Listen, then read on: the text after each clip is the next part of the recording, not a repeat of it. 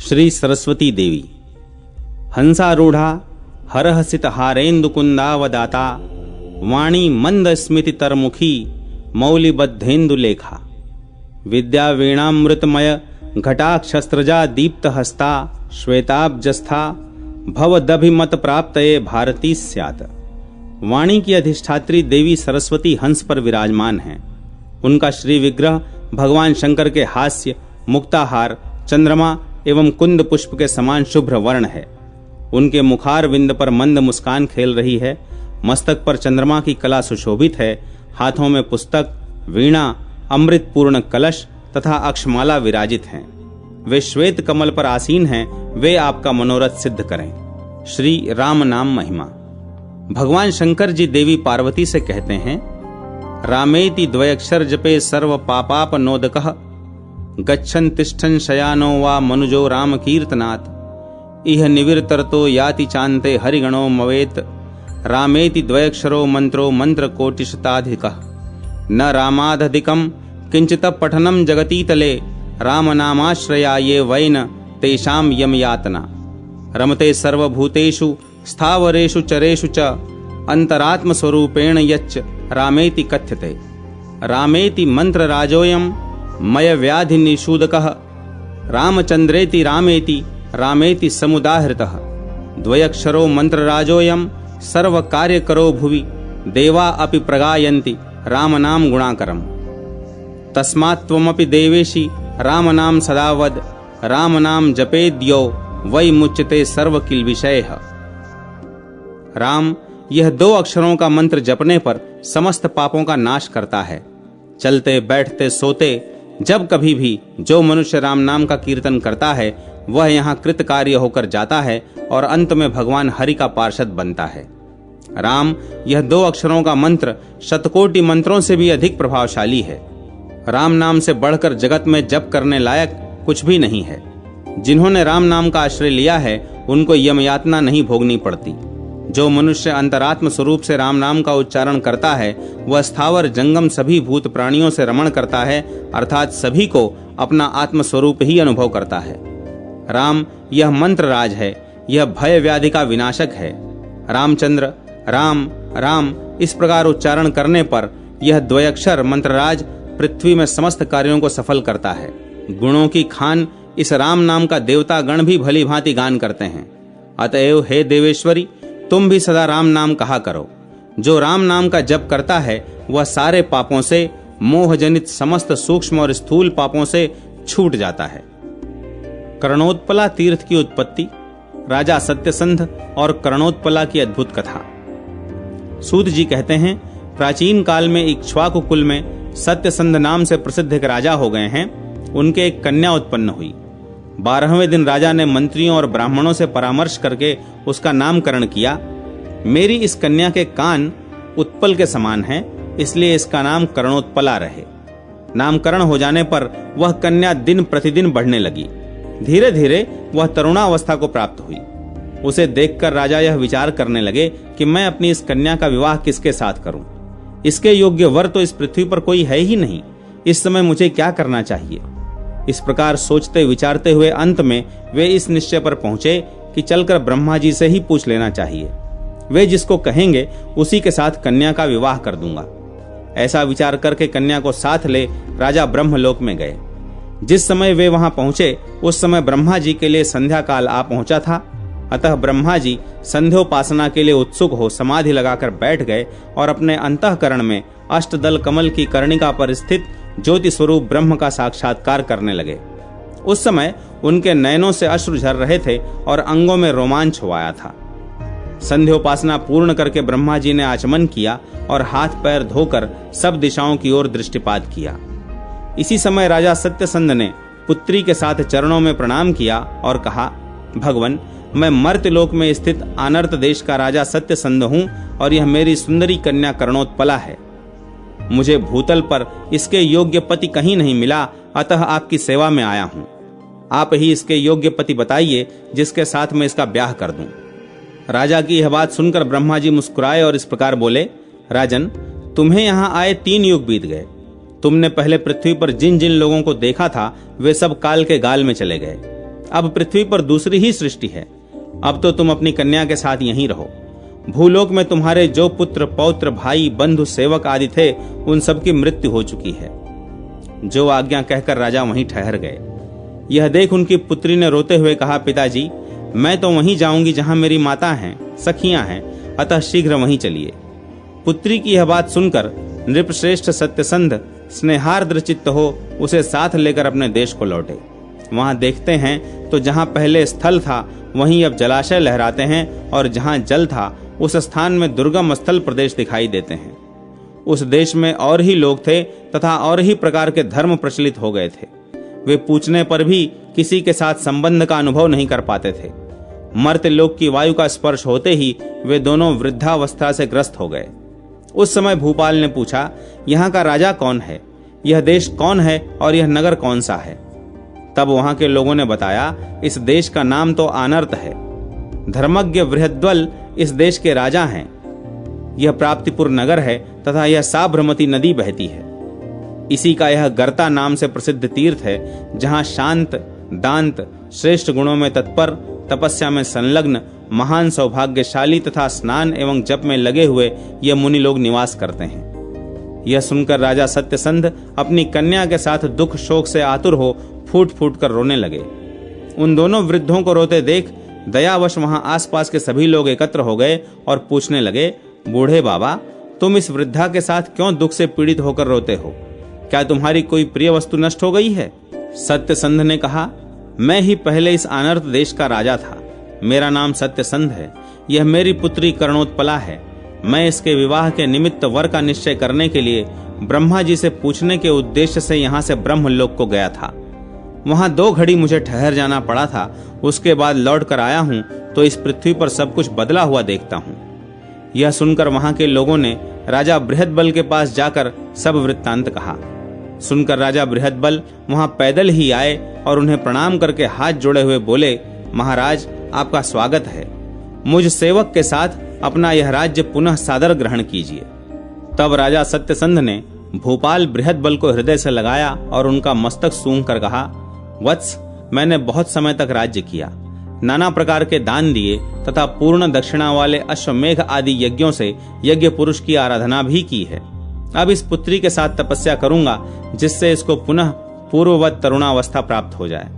बृहद्बल बोले, प्रभो मैंने परंपरा से ये सारी बातें इस प्रकार सुनी हैं। राजा सत्यसंध अपनी कन्या को साथ लेकर कहीं चले गए और फिर लौट कर नहीं आए। उनके मंत्रियों ने बहुत दिनों तक उस राज्य का पालन किया। उसके बाद उन्हीं के पुत्र सुहै का उन्होंने राज्याभिषेक कर दिया। उसी महाराज सुहै की वंश परंपरा में मेरा जन्म हुआ है। मैं उनसे 77वीं पीढ़ी में हूँ। आप इसी गर्दा तीर्थ में रहकर तपस्या करें जिससे मैं तीनों समय आपकी चरण वंदना करके कल्याण का भागी हो सकूं। सत्यसंध ने कहा, वत्स पहले हाटकेश्वर क्षेत्र में मैंने वृषभेश्वर भगवान शिव की प्रतिष्ठा की थी। वह स्थान आज भी है ही। वहीं चलकर दिन रात भगवान शंकर की आराधना करूंगा। तुम इस कन्या के साथ मुझे वहीं भेज दो। तदनंतर पुत्री के साथ हाटकेश्वर क्षेत्र में जाकर राजा सत्यसंध बहुत प्रसन्न हुए और वहां अद्भुत तपस्या में संलग्न हो गए। कर्णोत्पला भी किसी पवित्र जलाशय के तट पर श्रद्धा पूर्वक पार्वती जी की स्थापना करके वहीं तपस्या करने लगी। उसकी तपस्या से संतुष्ट हो पार्वती देवी ने प्रत्यक्ष दर्शन दिया और कहा, बेटी मैं तुम पर प्रसन्न हूं, मनोवांछित वर मांगो। कर्णोत्पला बोली, देवी मेरे पिताजी मेरा विवाह करने के लिए बहुत दुखी हैं। वे इसी के लिए राज्य सुख और कुटुंब सबसे वंचित हुए और अब वैराग्य को प्राप्त हो तप करते हैं। मैं कुमारी से सहसा वृद्धा हो गई, अतः अब यही प्रार्थना है कि मेरा वह तारुण्य और सौंदर्य पुनः लौट आवे तथा मुझे कोई श्रेष्ठ पति प्राप्त हो। देवी ने कहा, शुभे माघ मास की तृतीया को जब शनैश्चर दिन और घनिष्ठा नक्षत्र का योग हो तब तुम यौवन तथा रूप का चिंतन करती हुई इस पुण्य जलाशय में स्नान कर लेना। इससे तुम्हारा शरीर युवावस्था से संपन्न और दिव्य रूप से सुशोभित हो जाएगा। दूसरी कोई स्त्री भी जो उस दिन इसी उद्देश्य से यहाँ स्नान करेगी ऐसे ही दिव्य रूप से सुशोभित होगी। ऐसा कहकर पार्वती देवी अंतर्धान हो गई। वह योग आने पर कर्णोत्पला ने रूप, सौभाग्य, यौवन तथा अन्य मनोरथों का चिंतन करके आधी रात को जल में प्रवेश किया। स्नान करके वह दिव्य रूप और यौवन से संपन्न हो जलाशय से बाहर निकली। इसी समय उसके समीप साक्षात कामदेव आए और बोले, महाभागे, मैं पार्वती जी की आज्ञा से तुम्हारे पास आया हुआ कामदेव हूं, तुम मेरी पत्नी बनो। कर्णोत्पला ने कहा, यदि ऐसी बात है तो आप मेरे पिताजी के पास जाकर स्वयं मेरे लिए प्रार्थना कीजिए, क्योंकि कन्या को कभी स्वच्छंद नहीं होना चाहिए। कामदेव ने तथास्तु कहकर उसकी बात मान ली। तब वह अपने पिता के पास जा उन्हें प्रणाम करके बोली, पिताजी, मैंने पार्वती जी की आराधना करके सुंदर रूप और युवावस्था प्राप्त की है, अतः अब आप मेरा विवाह करके अंतः सुख लाभ कीजिए। देवी पार्वती ने कामदेव को मेरा पति नियत करके भेजा है। कन्या को पूर्ववत युवावस्था से युक्त देख राजा ने कहा, बेटी, आज मेरी तपस्या सफल हो गई, मैंने जीवन का फल पा लिया। इतने में ही कामदेव ने आकर प्रार्थना की, राजन, आप अपनी कन्या मुझे प्रदान करें, इसके लिए पार्वती देवी ने स्वयं मुझे भेजा है। तब राजा ने ब्राह्मणों के वचन से अग्नि को साक्षी बनाकर अपनी कन्या का विवाह कामदेव के साथ कर दिया। वह रति के बाद कामदेव की प्रीति का पात्र हुई, इसलिए प्रीति नाम से विख्यात हुई। जिस जलाशय पर उसने तपस्या की वह कर्णोत्पला तीर्थ के रूप में प्रसिद्ध हुआ। जो स्त्री और पुरुष माघ भर उसमें स्नान करते हैं उन्हें प्रयाग स्नान का फल मिलता है और कभी बंधुजनों के वियोग का कष्ट नहीं भोगना पड़ता। शांडिली के उपदेश से कात्यायनी के द्वारा पंचपिंडा गौरी की उपासना और पति प्रेम की प्राप्ति। सूत जी कहते हैं, याज्ञवल्क्य जी के 2 स्त्रियां थीं, दोनों ही सब प्रकार के सद्गुणों से संपन्न थीं। उनमें से जो बड़ी स्त्री थी उसका नाम मैत्रेयी था और छोटी का नाम कात्यायनी था। उन दोनों के द्वारा निर्मित 2 सुंदर कुंड हाटकेश्वर क्षेत्र में विद्यमान हैं। वहां स्नान करने वाले मनुष्य महान अभ्युदयकारी उत्तम लोकों को जाते हैं। कात्यायनी और पतिव्रता शांडिली के 2 उत्तम तीर्थ और हैं, जहां परम वैराग्य को प्राप्त होकर आई हुई कात्यायनी को शांडिली देवी ने बोध कराया था। जो नारी मार्ग शीर्ष शुक्ल पक्ष की तृतीया को वहां एकाग्र चित्त हो स्नान करती है वह अखंड सौभाग्यवती होती है। जो स्त्री दुर्भाग्य युक्त, कानी, बूढ़ी और नाटी है वह भी उस तीर्थ में स्नान करने के प्रभाव से अपना अभीष्ट मनोरथ प्राप्त कर लेती है। एक दिन कात्यायनी फल लेने के लिए अपने आश्रम से बाहर निकली। उस समय उसने शांडिली को देखा। वह पति के पास हाथ जोड़कर विनीत भाव से झुकी हुई सी खड़ी थी और उसके पति भी अनुराग युक्त हृदय तथा प्रसन्नता पूर्ण दृष्टि से उसी का मुंह निहारते हुए गुण दोष का विवेचन कर रहे थे। उन दोनों पति पत्नी को एक दूसरे से अत्यंत प्रसन्न देखकर कात्यायनी अपने चित्त में यह विचार करने लगी कि यह तपस्विनी धन्य है, जिसका पति इसके मुख की ओर प्रेम से देखते हुए गुण दोषों का विवेचन कर रहा है। पत्नी के प्रति इसके हृदय में अत्यंत अनुराग और स्नेह है। यही सब सोचती हुई पतिव्रता कात्यायनी अपने आश्रम में चली गई। तदनंतर एक समय जब शांडिली के पति किसी कार्य से बाहर चले गए, तब एकांत में बैठी हुई शांडिली के पास कात्यायनी गई और आदर पूर्वक बोली, कल्याणी, मुझे कोई ऐसा उपदेश दो जिससे पति स्त्री के प्रति विशेष प्रेम रखने वाला हो, कभी कटु वचनों द्वारा पत्नी का अपमान न करे। शांडिली बोली, साध्वी सुनो, मैं तुमसे एक रहस्य की बात बताती हूँ। मेरे पिता मुनिवर शांडिल्य जब नई अवस्था के थे तब कुरुक्षेत्र में आश्रम बनाकर रहते थे। वहीं मैं उनकी इकलौती कन्या उत्पन्न हुई। उस तपोवन में ही मैं क्रमशः बड़ी हुई और होम के समय पिताजी की यथा योग्य सेवा करती रही। प्रतिदिन उनके लिए निवार आदि धान्य लाया करती थी। एक समय मेरे पिता के आश्रम में मुनिश्रेष्ठ नारद जी आए। मैंने पिताजी की आज्ञा से उनके पैर धोकर स्नान आदि कराया और उनकी थकावट दूर की। भोजन के अंत में जब मुनि सुख से विराजमान हुए तब मेरी माता ने उनसे विनय पूर्वक पूछा, मुनिश्रेष्ठ, यह हमें एक कन्या पैदा हुई है जो प्राणों से भी अधिक प्रिय है, अतः इसके लिए कोई सुखदायक पति प्राप्त हो ऐसा उपाय बताइए। कोई व्रत, नियम, होम, मंत्र आदि ऐसा बताइए जिसके करने से इसको कोमल स्वभाव वाला सद्गुणी पति प्राप्त हो, जो प्रिय बोलने वाला तथा पर स्त्री से विमुख रहने वाला हो। मेरी माता का यह वचन सुनकर नारद जी ने कहा, हाटकेश्वर क्षेत्र में पंचपिंडा गौरी हैं, जिनकी स्थापना स्वयं पार्वती देवी ने की है। उन्हीं पंचपिंडा गौरी की यह 1 वर्ष तक प्रत्येक तृतीया को अत्यंत श्रद्धा के साथ पूजा आराधना करे। इस प्रकार वर्ष समाप्त होने पर यह यथा योग्य पति प्राप्त करेगी। ऐसा कहकर माता से विदा ले मुनिश्रेष्ठ नारद जी प्रसन्नता पूर्वक तीर्थ यात्रा को चले गए। कात्यायनी, कुमारी होते हुए भी मैंने नारद जी की आज्ञा से उत्तम पति की इच्छा रखकर मार्गशीर्ष मास से आरंभ करके 1 वर्ष तक प्रत्येक तृतीया को भक्ति पूर्वक पंचपिंडा गौरी की आराधना की और गंध, माल्य, अनुलेपन, भांति भांति के दान और नैवेद्य आदि के द्वारा उनका पूजन किया।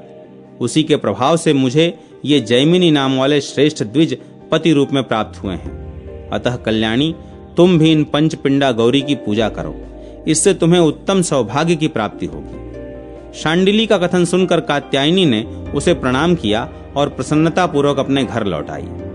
मार्गशीर्ष मास आने पर तृतीया तिथि को शुभ दिन में कात्यायनी ने गौरी देवी का पूजन किया और 1 वर्ष तक वह इस नियम का पालन करती रही। उसने मिष्ठान्न आदि सरस भोजनों से गौरी देवी को तृप्त किया।